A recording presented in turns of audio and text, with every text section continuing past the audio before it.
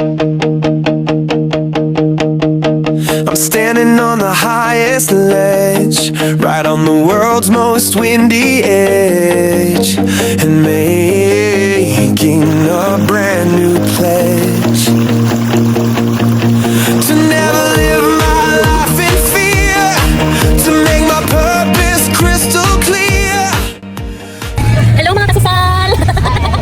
We're going to Cabinti, Laguna. Instead na Baguio, nagiging Laguna na lang. Mahal ang gasolina. Ayan, stay lang kayo dyan. Samahan nyo kami hanggang makarating kami ng Laguna. Alright guys, we arrived to our destination and dito kami magpa-park and 200 pesos per night ang parking fee. After namin mag-park, we have to walk around mga 5 minutes para sumakay naman ng bangka. Going to Anas Hill. May chicken! Ito yung way. Pasal! Saan ang nagpapagatin? Huwag ka na yan eh. Lagi sila. Ng bangka. After 5 minutes of walking, sasakay naman tayo ng bangka around 15 minutes papunta sa pinaka-accommodation or pinaka-island sa Anas Hill. Kung naghahanap ka ng place na tahimik, relaxing at parang reset button ng buhay mo, kwentuhan muna tayo. Grabe yung experience namin sa Anas Hill Lake House sa Cabinti, Laguna. Hindi siya yung typical na staycation na crowded at maingay. Dito, parang buong island kayo lang talaga, as in, walang istorbo, ikaw, nature, at peace of mind. Welcome to Anas Hill Lake House. Grabe, pagdating pa lang namin, sobrang namis na agad kami sa scenic view ng lake. Yung tipong papapahinto ka muna, hinga ng malalim, tapos masasabi mo ang ganda ng mundo kahit summer, ang lamig ng hangin, hindi mo maramdaman yung init ng city life. Perfect siya kung gusto mong mag-relax at mag-unwind. Okay, so dito nga pala kami nagstay sa Justin and Julian's cabin. Let's do the room tour. Last day ko na nakukuhanan to guys, kaya sorry naman. Pero talagang itong room na to super cozy, malinis at mabango siya. Yung tipong masarap humiga after a long day sa labas. So ito yung CR naman niya.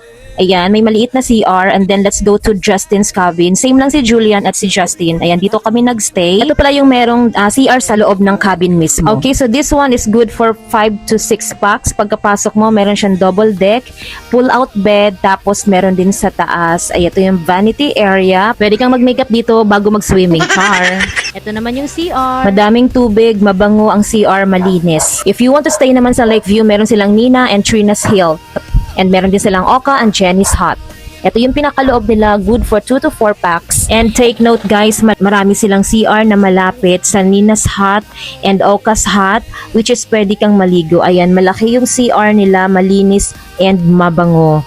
So dito sa area na to, pwede kang mag-fetch ng tent kung maramihan kayo, and then kalapit lang din yan yung CR. So malapit lang siya, kaya no worries talaga. Yung place mismo, super sulit kasi complete amenities na. May maayos na kitchen, kung gusto nyo magluto, pwede kayo magdala ng sariling food ha. Kompleto din ang cookingware nila at utensils. Malaki siya. Lagayan ng mga plato, may cooler. Ito yung ating mga plato. Ayan. Ay free na silang mineral water. Meron ng mga utensils. Ayan, kompleto na. Kung may big group kayo, meron na silang malaking rice cooker. Meron na ding ref. And then, lutuan. Tapos may rice cooker sila for small group. Ito naman yung cookingware nila. And then of course, dito naman maghuhugas. Malawak and malinis. This is our first night guys. Mga gutom ng person kaya wala nang usap-usap. And right after our dinner, of course, hindi na namin pinalampas pa ang next activity, which is nag-bonfire kami. Para naman ma-experience din namin. And since free lang ito, kaya ginaw na namin at pinurso na namin on our first night. And sa case namin, medyo nabitin kami sa unang batch ng ating bonfire. So nagpadagdag ulit kami and nagbayad lang kami ng 200 pesos sa caretaker. Ito yung kagandahan dito sa Anas Hill kasi walang kahalong ibang tao, as in kayo lang mag-friends or mag-family. So ma-enjoy nyo talaga ng bongga dahil hindi ka mahiyang gumalaw, as in feel at home ka. And kinaumagahan, I woke up early around 5 o'clock in the morning kasi gusto ko talagang masaksihan yung sunrise nila, and super worth it talaga, as in ang ganda ng kapaligiran. Hindi ko alam kung ma-justify ng camera ko ang ganda ng view at mapapasabi ka na lang ng the view is sounding like everything that has breath, praise the Lord. A moment that is so sublime. I'm in my own true happy pride.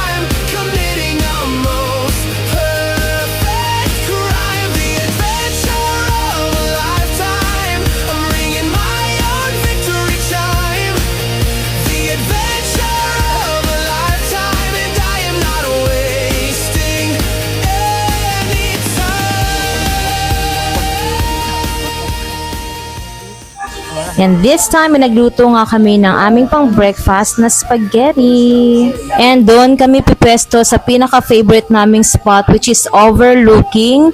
Ang sarap tumambay doon. Halika, samahan nyo kaming mag-breakfast. Not one of slow and steady pace, but one of style and one of grace.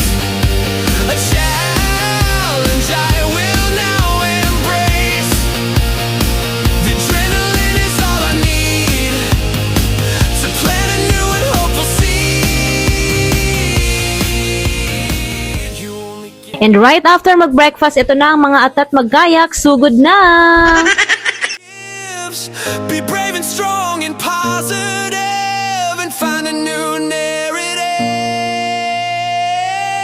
This is the adventure of a lifetime, a moment that is so sublime. I'm in my own true happy prime, committing the most perfect crime. The adventure of a lifetime, I'm ringing my own victory chime.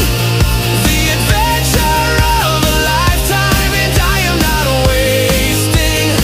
After naming magkayak, syempre hindi na rin namin pinalampas pa ang dipping pool ng Anas Hill. At syempre sobrang na-enjoy ng mga kids at mga young at heart. Habang busy naman ang iba kaka-videoke, yes, meron silang videoke. Ang iba naman ay busy kaka-prepare ng aming lunch. Sila naman ang toka for this time around. Syempre naman hindi all the time kami nalang tagalutong girls. Char! Sa ating wapig sa taga-ihaw.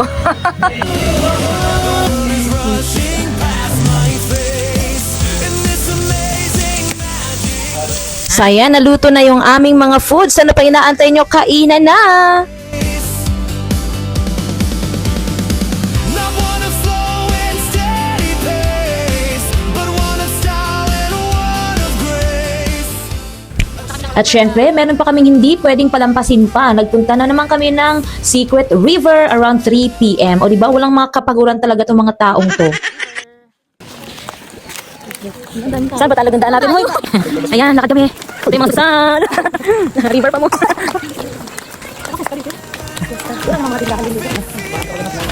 Hindi ko alam, baka doon pa yung front eh. Malalaman natin. Secret River. Reason that I'm standing here, my heart is beating like a drum for all the things that are to come. Take a breath and make the leap. I promise I will always. Ito yung entrance. Gawin ka bayan. Huwag tawagin. 30 per person. Ayan. A moment that is so sublime. I'm in my own true. And welcome to Secret River. Nakarating na nga at grabe kami lang din ang tao. In fairness, walang kaagaw.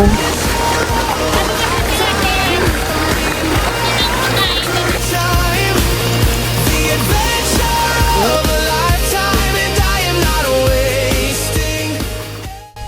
Look at the view, ang ganda. Feeling ko talaga ang layo-layo ko sa city. Kung trip mo ang nature vibe, besh, para sa'yo tong place na to. Hindi mo to pagsisisihan. Life to live, so take the chances that it gives. Be brave and strong and positive, and find a new narrative. This is the adventure of a lifetime, a moment that is happy prime. Most perfect crime. The adventure of a lifetime. I'm ringing my own victory chime. The adventure of a lifetime, and I am not wasting any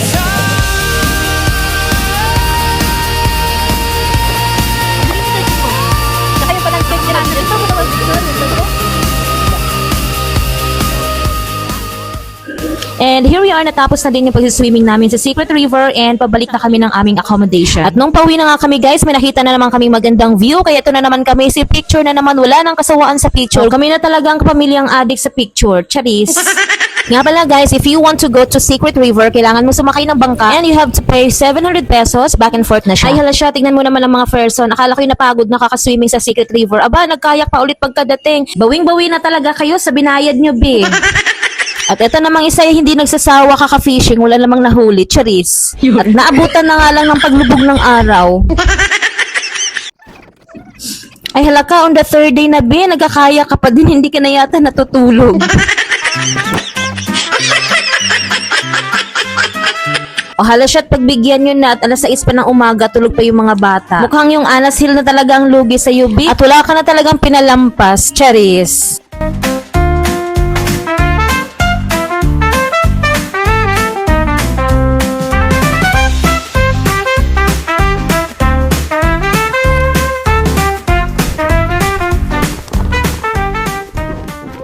And this time, ipapakita ko na ang kabuuan ng island. Ano kami dito pumunta? April 5 to 7. And then ito yung dining. Ayan. Overlooking siya sa lake. Ayan, sobrang lamig dito kahit summer. Ayan. Nasa 23 degree yung yung temperature. So, ganyan siya dito. Meron dalawang cabin dito sa baba ng dining area. Ayan. May dalawang cabin. Ayan siya. Pero hindi naman namin ito nagamit since lang kami, 8. And then ito ang place. Tapos dito naman sa side na to, ayan naman yung view niya. Papuntang ayan, yung kabilang view niya. Ito yung papuntang Secret River na pinuntahan namin doon. Ayan, paganto siya. Dito yung sunrise. And then sa kabilang side naman, dito naman yung sunset. Ayan siya guys. Then punta tayo dun sa baba. Ito yung bonfire area nila. Dito kami nag-bonfire. Ayan, ang sarap dito magstay. Kung magstay kayo dito ng 1 night, parang bitin lang siya. Ayan, so dapat mga 2 nights kayo magstay para sulit na sulit. At least 2 nights. Ayan siya. Yung pinaka-lake, di ba ang ganda ng view? From here, sa dining area. Ayan, tas papunta dun. Ayan, ganyan siya. So, baba naman tayo. Ikutin natin yung buong paligid ng Anas Hill Lake House. So, ito yung pinaka-dipping pool nila. Ayan, super nag-enjoy din kami dito sa dipping pool ng Anas Hill. Ganyan siya guys. Next naman, punta tayo dun sa part ng baba. Let's go. Ayan, tapos dito pwede kayong mangisda. Dala kayo ng fishing rod. Mga fishing kit nyo. Ayan. Tapos ito, may stair siya pababa. Then, ganyan siya. So, nice here. Okay, stop na tayo dito. Tapos dito naman sa side na to, ayan, meron silang another kubo dito. So, ito yung taas ng Anas Hill. So, baba ulit tayo. Ayan, ito yung lake. Sarap ito mag-kayak, guys. Super nag-enjoy kami sa kayak. So, ayan, dito ang Anas Hill. Pula yung lupa dito, pero ayan, since summer naman, hindi siya maputik. Pero siguro kapag tag-ulan kayo pumunta dito, maputik talaga kasi pula yung lupa. Pero ito yung kanyang view. Ganyan siya dito. Ganda. Yan yung papunta. Ayan, kabila naman yan. Sa ibang property naman yan. Tapos dito naman ay napakalalim ng dito, lake dito. Ganyan siya. Super lalim. Ayan. Diba? Ganyan yung itsura. Tapos meron silang nakuha na bato talaba. Ayan o, ang dami. Siya naman yung kabilang side ng lake. Ayan, dito kami nagkakayak. From there. Kasi yung taas ng Anas Hill. Ayan. Yan yung taas niya. Naman tayo sa kabilang cabin. Ayan, dito sa baba na to. Ayan, meron siyang may mga solar sila. Para dito sa mga lightings nila. Ayan. Then, lakad lang tayo. Papunta naman doon sa ibang cabins. Tapos, dito sa side na to, area na to, pwede kayong mag-fetch ng tent kung madami kayo. May provided na sila. Like, for example, mga 30 or 20s kayo. Pwede kayo ditong tent. Ayan, maglalatag kayo dito. Ayan, dito nila nilagay yung life vest nila. Tapos may duyan. Ayan, super nice dito mag-chill. Ayan, ito yung isang cabin. Ayan, diba? Malamig dito kahit na summer. Ayan. Walang mga aircon dito pero ang lamig. Ayan, ito yung Jenny's Hut. Ayan, diba? Overlooking siya sa lake. Super nice dito magstay. Good for 2 packs dito. 2 to 3 packs pwede. Ayan, kaya naman hanggang 4 packs. Siksikan lang kayo. Then, ito naman yung pababa. papuntang dyan sa ano, dito kami nagkakayak. Ayan, dyan pababa. Tapos ito naman, another room. Ito yung Ocas Hut. Ayan. Dito nagstay yung isang kasama namin. So, ayan sila. Ayan. Napaka-nice dito mag-chill-chill. So, bali dito sa baba, may 2 cabin. Ayan siya. Tapos, pwede doon mag-fetch ng tent. Tapos, to kami pumesto. Ayan, pwede din doon maglagay ng tent pag madami kayo. Ayan. Tapos, dito kami nag-lunch kagahapon. Ayan. Tapos, ayan yung view. Diba? So, yan yung nagiging view namin while eating lunch. Ayan. Diba? Super nice. Ganyan. Ganyan yung ating view dito. Kaya pag pumunta kayo, sobra kayo mag-enjoy dito. Tapos ito naman yung pababa nila. Ayan. Baba tayo hanggang doon sa may bangka. Doon sa may kayak. Ayan, kasi may mga ibon dito. Ayan. Kingfisher na ibon. Babangka si kuya. Nahuhuli ng isda. Dami kasing isda dito eh. So, ganyan siya. Tapos dito naman tayo banda. Ayan, doon ako kanina pumunta. Inikot lang natin yung buong island. Then, punta tayo dun sa gitna. Ayan, dito kami nagkakayak. Puntahan natin dito.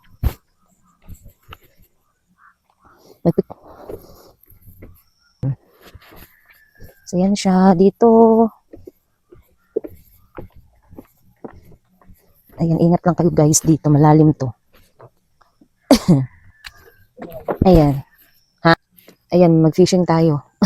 Ayan, nakita nyo kanina parang may tumalon. Maraming isda dito guys. Ayan. Tapos may net dito. Ayan, ayan o, nakikita nyo yun. Tapos ayun ito, mga maliliit na isda o. Ayan o, maliliit na isda. Ayan sila o. Tutulog ko ng tinapay. Ayan o. Ayan, tapos punta tayo dito.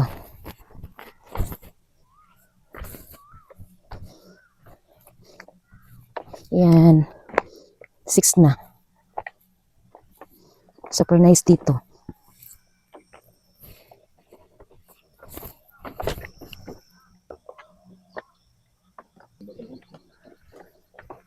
Ayan, ito yung sinakyan namin kayak kahapon. Diba? Super ganda dito. From here. Ganyan siya. Doon ka umupo sa dulo. Kasi, from here, ayun yung ating, accommodation. Tapos, doon yung dining na yun yung dining area. Yun yung dining area. Ganito. So ayun na nga, overall yung experience namin dito, perfect. What I love the most, hindi siya crowded kasi kayo lang, friends mo, or ng buong family mo sa island. Walang ibang tao sa paligid, parang buong island sa inyo lang. Kaya perfect siya kung gusto mo nang magsolo, mag-isip-isip, or magbanding with your favorite people without distractions. So, kung naghahanap ka ng place na tahimik, maganda, at sulit yung experience, this is your sign. Kung gusto nang malaman kung magkano ang rate per night dito, i-message niya directly ang kanilang FB page. Kung gusto nyo pa ng ganitong klaseng travel and hidden gems, don't forget to like, comment, and subscribe. See you sa next kwentuhan natin. Thank you for watching!